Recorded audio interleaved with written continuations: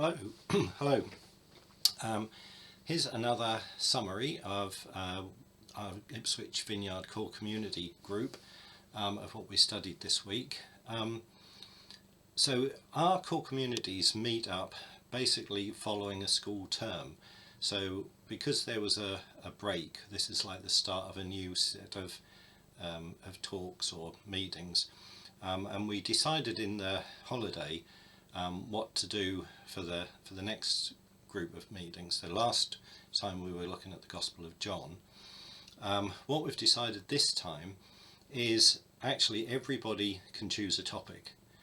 So each member of the group is going to come up with a topic that they would like to study for that week, and then that is what we'll do. Since I happened to be reading the Book of Margery Kempe and I found it absolutely fascinating, I decided my talk for this week would be, or what I would share with the group on Thursday would be about Marjorie Kemp. So I'm going to give, read my notes basically from that talk, and hopefully you'll get an idea of why I found her so interesting, and maybe it would encourage you to find out more about her or even read her book. So, who was Marjorie Kemp? She lived from around 1373 to 1438. We're not too sure of the exact dates. She was an English Christian mystic, and through dictation she was the author of the Book of Margery Kempe. Kemp is K-E-M-P-E, I suppose you'll see from the title. Now this work is actually considered to be the very first autobiography in the English language, and by a woman, which is amazing. And her book basically chronicles her life, mostly her adult life. She doesn't really go into much about her childhood or anything, but what we learn is just incredible, and it's just amazing to think this isn't history written by somebody else. This isn't somebody saying, oh, this is what happened to so and so. This is Marjorie's own words, her own descriptions, her own account of events. So we're just getting a very, very the inside story, as it were, of this woman. And if we'd had like the outside story, suppose somebody had said, oh, there was this woman called Marjorie Kemp and she did this and she did that and she did the other, we'd be thinking, wow, what an amazing woman. Wouldn't it be incredible to hear about it in her own words? But we actually do have her in her own words, and I'll just briefly tell you a little bit about what makes her so amazing. She lived at a time when women were, so there's this whole idea of medieval women mystics, and right from early on women are getting these incredible religious experiences and they're sharing them, and communities of women form, and so even though it's quite a male dominated society and a male dominated church, Christian women are getting incredible experiences of God and sharing these experiences, and this causes some sort of consternation within the male hierarchy of the church. And over a period of time they gradually try to control these outbreaks of spiritual revelation that women have. And by the time we get to Marjorie's time, the sort of 1400s, it's pretty difficult for a woman to be a sort of semi-independent, have sort of religious experiences in a very public way. They tend to want to put all the women like that into a nunnery to sort of be supervised and controlled, or like Julian of Norwich, they have to be like an anchorite to just stay within their own little cell, not go out, not do anything. Obviously people can come to them, but again, quite carefully controlled. And Marjorie breaks all these rules and somehow gets away with it. And so it isn't just the fact that she's got these incredible experiences of God, or that she's able to go out and share them, which women were able to do in earlier centuries, but in this particular time she's facing a lot of faces a lot of problems in doing this. And this is a sort of trajectory that is going to take us eventually, by the time we get to the 17th century, to the witch trials, in which any woman that kind of steps out of line is like, oh, you're a witch, we've got to burn you. And even in Marjorie's time, she is getting accused that it must be the devil doing this, because obviously she's not a quiet, obedient woman. So you get that she's going to get these accusations kind of thrown at her. So she marries at 20. She has 14 children, and yet she is able to have pilgrimages to Europe, to the Holy Land. She goes to Rome, she goes to Spain. Even when she's in her 60s, she's travelling to Poland, Germany, France, and just like the rest of her life, getting into so many different adventures, to put it in a positive way. But people are just so suspicious that here's this woman going around with these revelations from God and having these incredible experiences. She does try to be quite circumspect. I think early on she realizes if she goes around telling everybody that God visits her and speaks to her, it's not prudent to share that with everybody. And so she does try early on to be careful as to who she actually says all this to. When she's having these problems, with people accusing her, or she's in jail or something like that, she always gets Jesus appearing, or one of the saints appearing and telling her everything's going to be fine, everything's going to be okay, I'm with you. And that and that turns out to be the case. So it's a positive story. We don't actually know how she dies. The book is her book, so she doesn't tell us how she dies, and we don't have a third-party account of it either. So we literally just get, the book that I read anyway is just her account. I am interested in seeing what other information there is about her, but from what I read, there's not an account of how she dies, so that remains a mystery to us. So she was born Marjorie Burnham, or Brunham, around about 1373 in Bishop's Lynn. Now, the name today is King's Lynn, but it was Bishop's Lynn in her time, so this is what it's called in the book. Actually, the name changes in 1537. Now, Henry VIII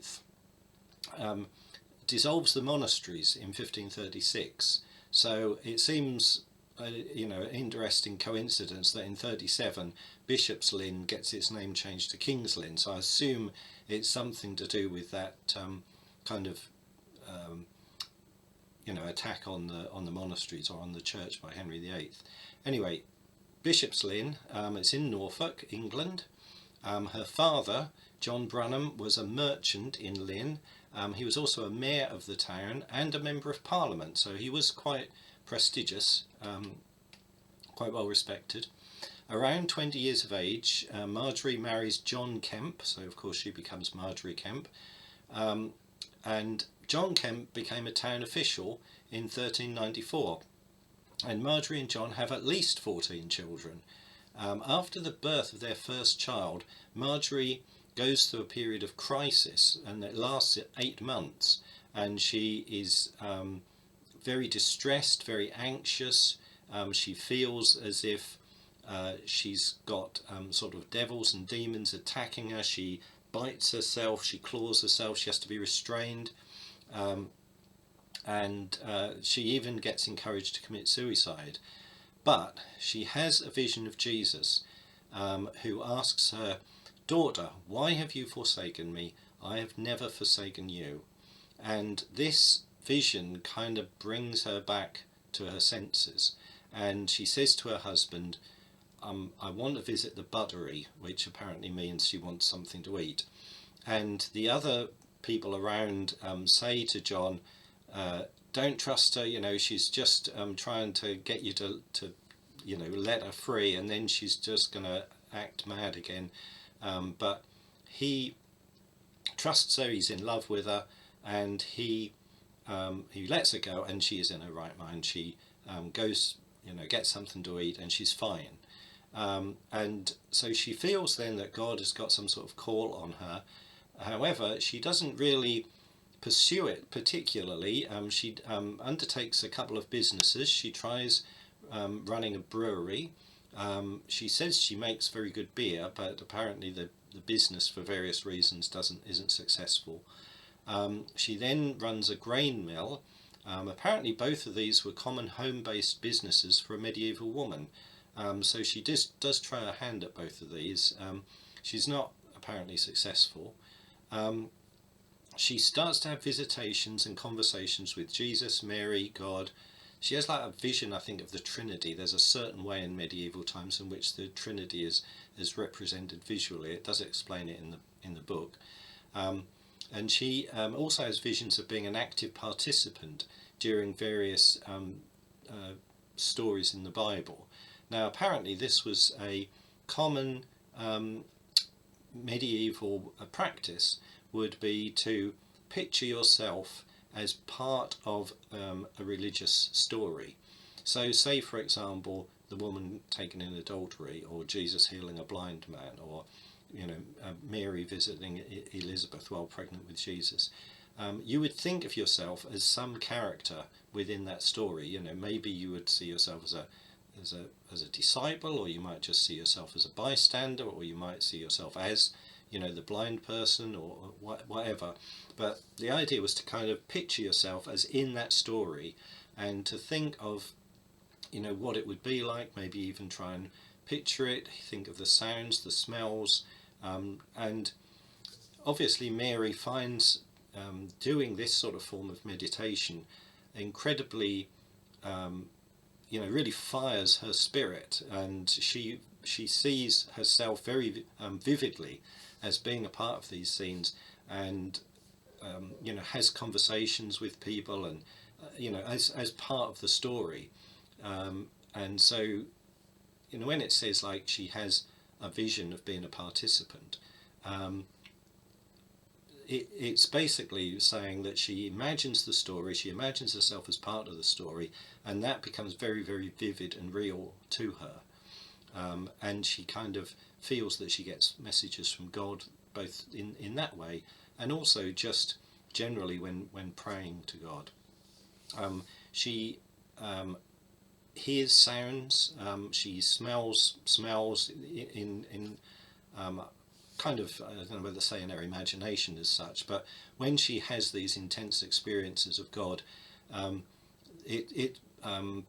all of her senses are engaged in it, right? So it's not just the fact that she hears things, but she smells things, and sees things. And she reports hearing a heavenly melody that made her weep and want to live a chaste life. Of course, having had 14 plus children might also make you want to lead a chaste life. She prays for a chaste marriage. She goes to confession 2 or 3 times a day. She prays early and often each day at church. And she feels that this is what Jesus wants as well, that he wants her to be chaste. And she says to her husband that she would like them to have like a chaste marriage where they don't have sex, obviously. And it says in the summer of 1413 she finally negotiates a chaste marriage with her husband. Now, she had been asking him this, I think, for about 4 years. She'd been asking him for a while, and he hadn't wanted to do it, and she'd been still having children.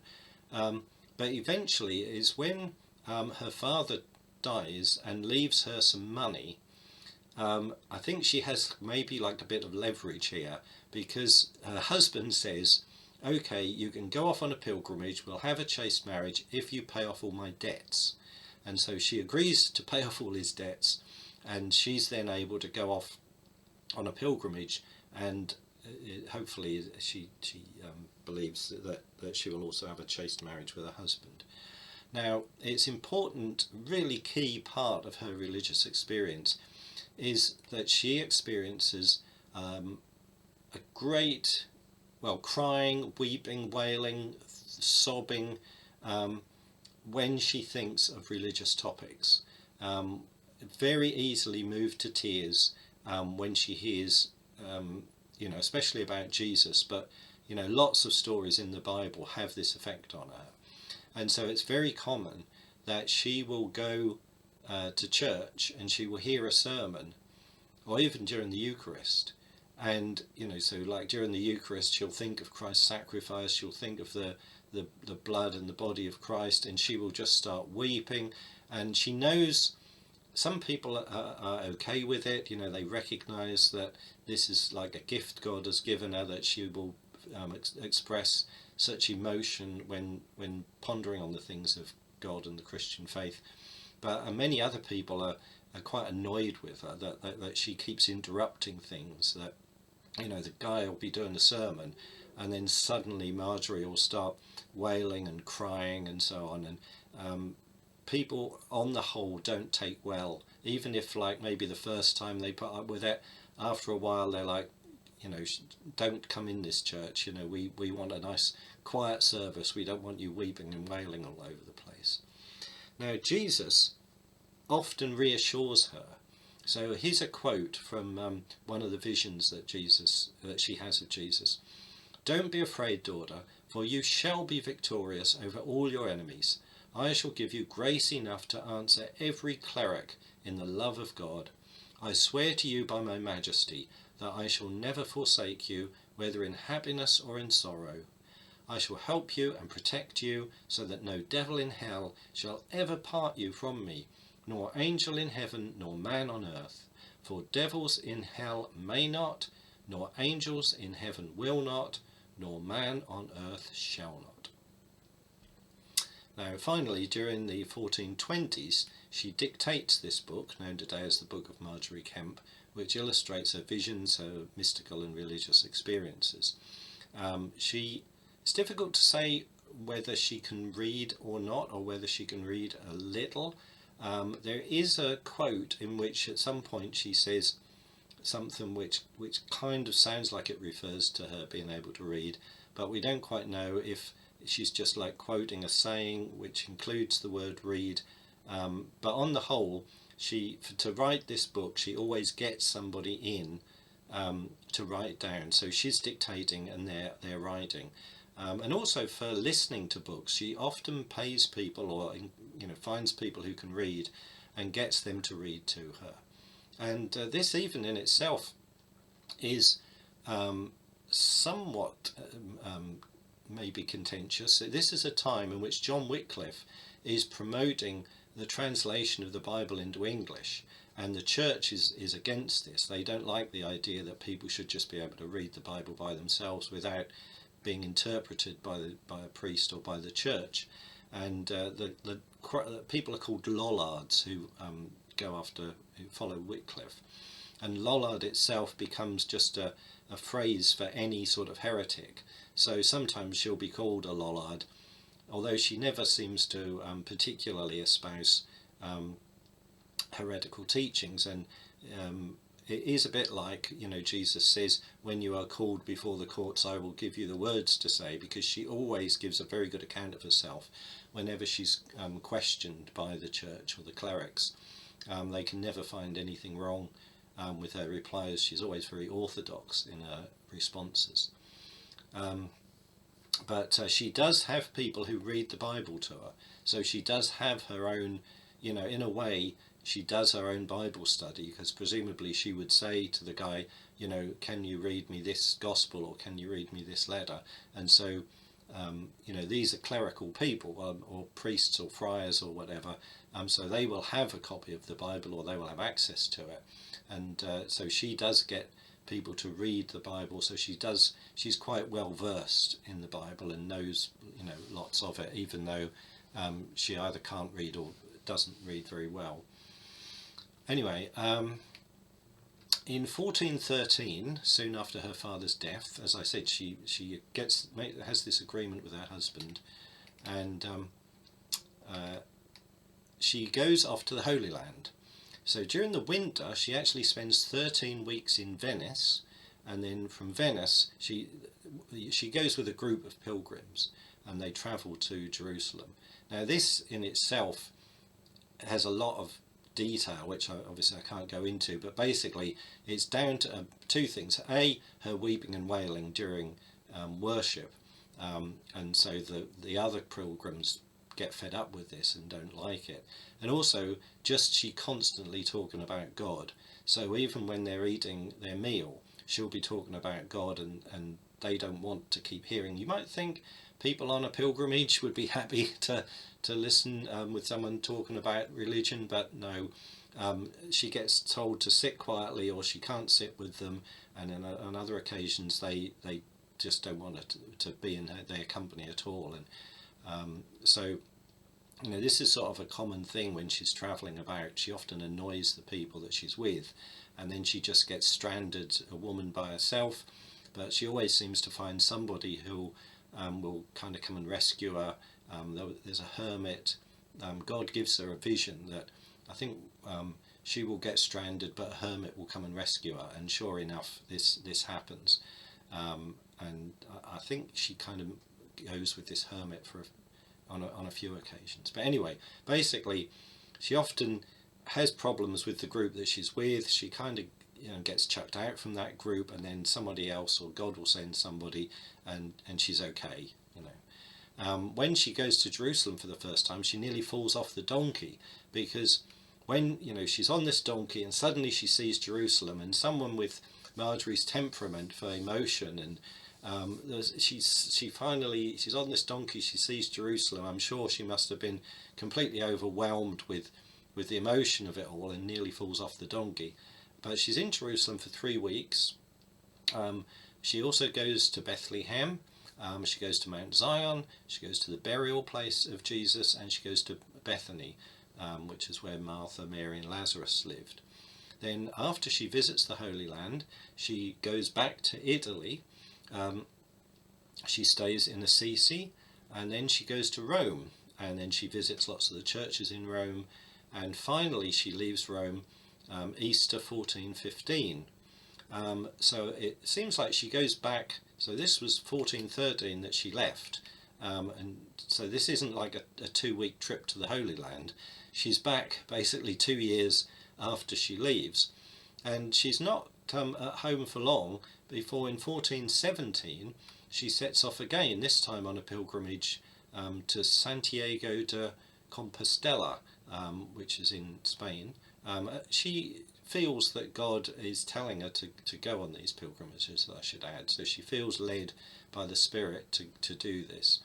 And this is an interesting point where history kind of intersects with her life, because she goes to Bristol, and I think it's at Bristol where she can't get a ship because Henry V has requisitioned all the ships for going over to France. And so so she lives during the time of Henry IV, Henry V and Henry VI. So if you look at your kings and queens of England, and you want to know like which reigns is Marjorie living through, so it's sort of like the end of Henry IV, during the reign of Henry V, and then the start of Henry VI. And now Henry V is famous for the Battle of Agincourt, and so we get this huge part of British history of the Battle of Agincourt, and Henry requisitions all these ships so all the army can go across the channel and can take part in this big military operation. But it touches on Marjorie because she wants a ship at Bristol and she can't get one because Henry's requisitioned them all, and so she's sort of like, oh no, I can't get a ship. But anyway, eventually she manages to get on a ship, and she goes to Spain and has the pilgrimage. And in fact, at the place where she has a pilgrimage, there's a statue to her, sort of honouring her visit there. When she returns from Spain, she carries on doing pilgrimages in England. She goes to Hales Abbey in Gloucestershire, and from there she goes to Leicester. And Leicester's massive problems for her. The mayor of Leicester absolutely does not like her at all, and he accuses her of being a cheap whore, a lying lollard. He threatens her with prison, and there's clerics there who support him. They don't you know, they say, oh, she's a woman who preaches, you know, she's not meant to be preaching. She says, I'm not preaching, I'm just having conversations with people about God. You know, so she's always able to give a reply. But things look really difficult for her in Leicester. But eventually, she has her supporters as well as people who don't like her, and also it doesn't hurt the fact that she's the daughter of a mayor, so she's not like just anybody. And anyway, you know, eventually she's able to leave Leicester. Basically, the mayor of Leicester just wants to be rid of her. You know, he's like, okay, well, what's gonna, you know, if you go away, just leave me alone, you know. And so she goes off from Leicester, but then almost like the very next place I think she visits, she gets into trouble again. But I'll just read another vision that she has, and this is Jesus again talking to her. Beloved daughter, love me with all your heart, for I love you with all my heart, and with all the might of my Godhead. For you were a chosen soul, without beginning in my sight, and a pillar of holy church. My merciful eyes are ever upon you. It would be impossible for you to suffer the scorn and contempt that you have, were it not for my grace supporting you. So she always feels, whenever she's being persecuted, well, I wouldn't say, I mean, she feels down. I mean, she wouldn't be human if all these accusations and things weren't getting to her, but so often she's feeling really low, she's feeling down. Jesus will appear and reassure her and try and lift her spirits, really. So it's not like she's got super rock hard faith all the way through all of this. She often feels very upset and tearful, but Jesus says, you know, are you prepared to do this for me? And she always says, yes, of course, I'd do anything for you. I'll go through this for you.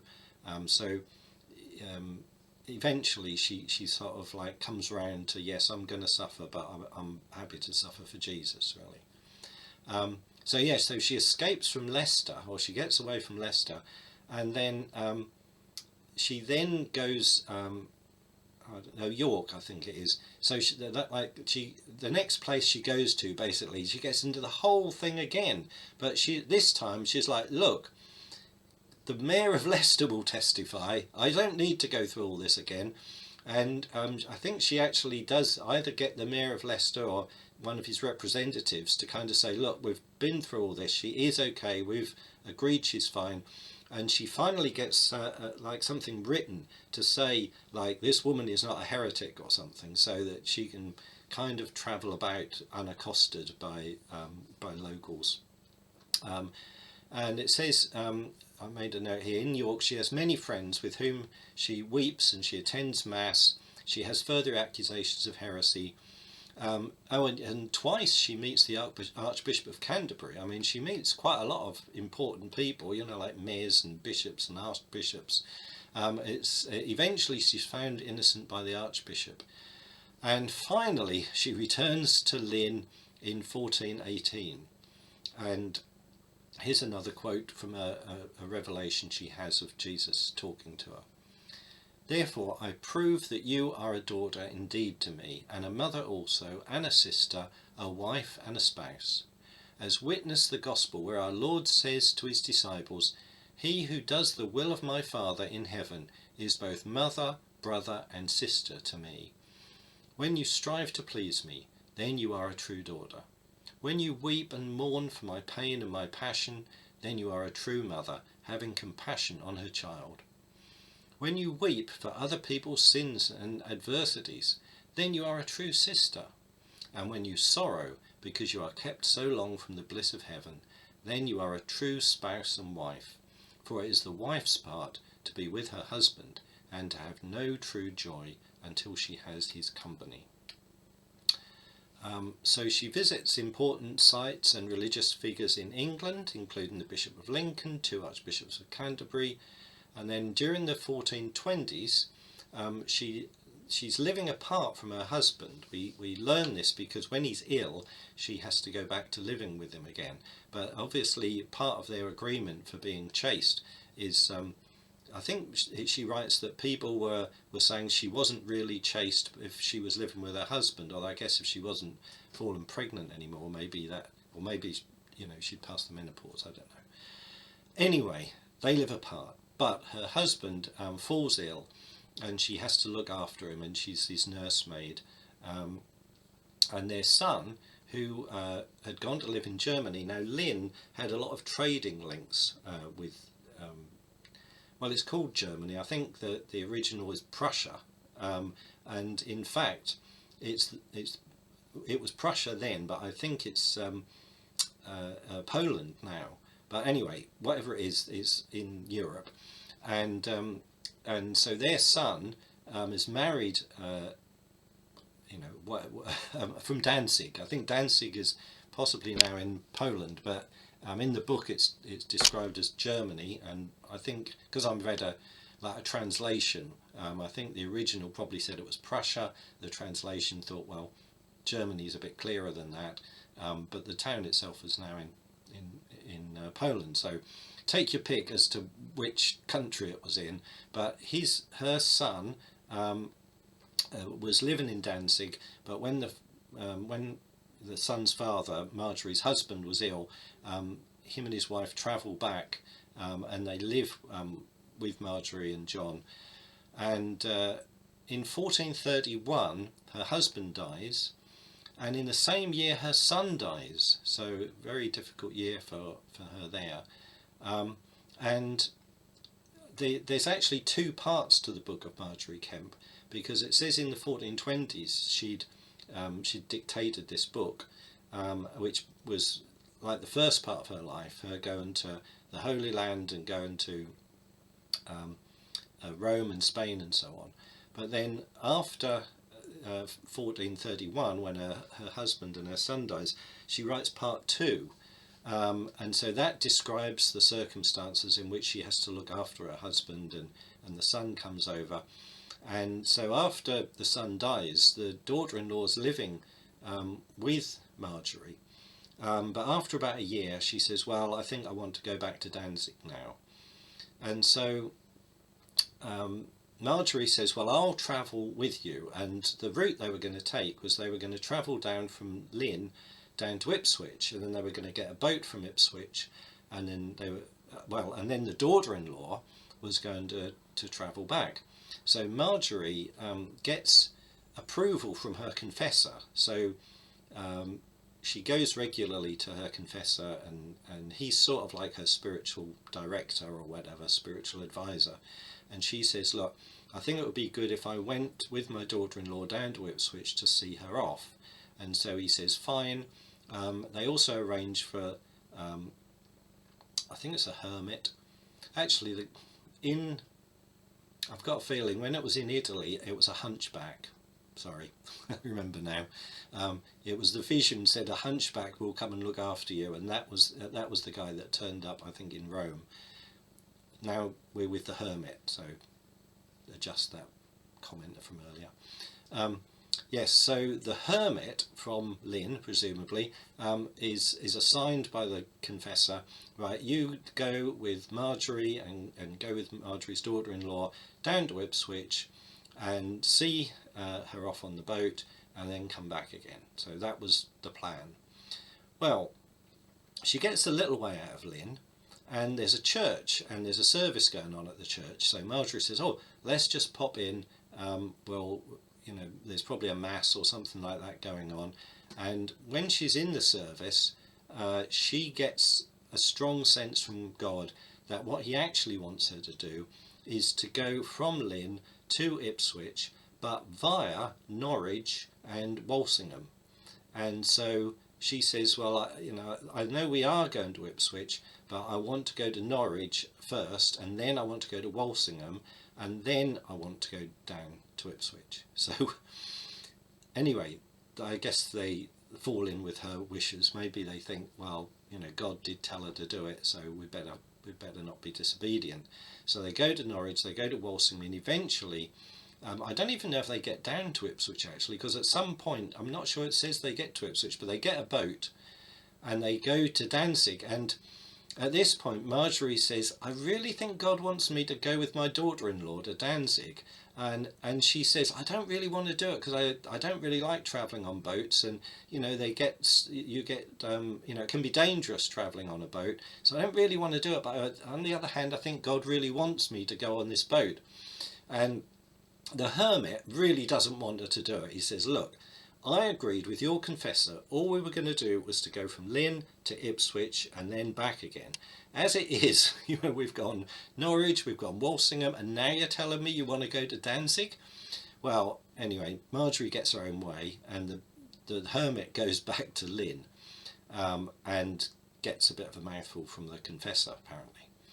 Anyway, it's the journey from Lynn to Danzig is a 1,000-mile journey, and at this point Marjorie's in her 60s, so you know she's doing pretty well. And she stays in Danzig for 5 to 6 weeks. And in fact, I didn't make a note of the exact words, but she says something to the effect, everybody in the town was really nice to me and really wanted me to stay, but my daughter-in-law wanted me to go, or something like that. My daughter-in-law didn't want me to be there. So anyway, I guess her daughter-in-law had had enough of Marjorie.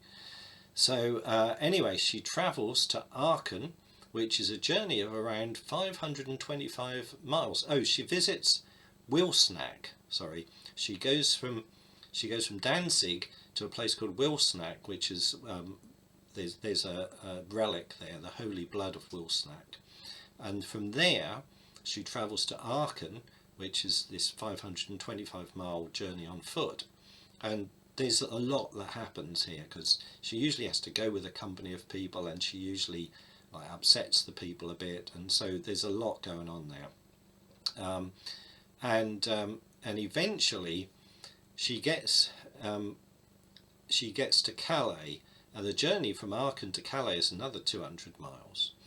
Now when she finally crosses over back from Calais into England, she goes to Canterbury, and then she goes to London, and she stays in London from 1433, and she stays there for about a year.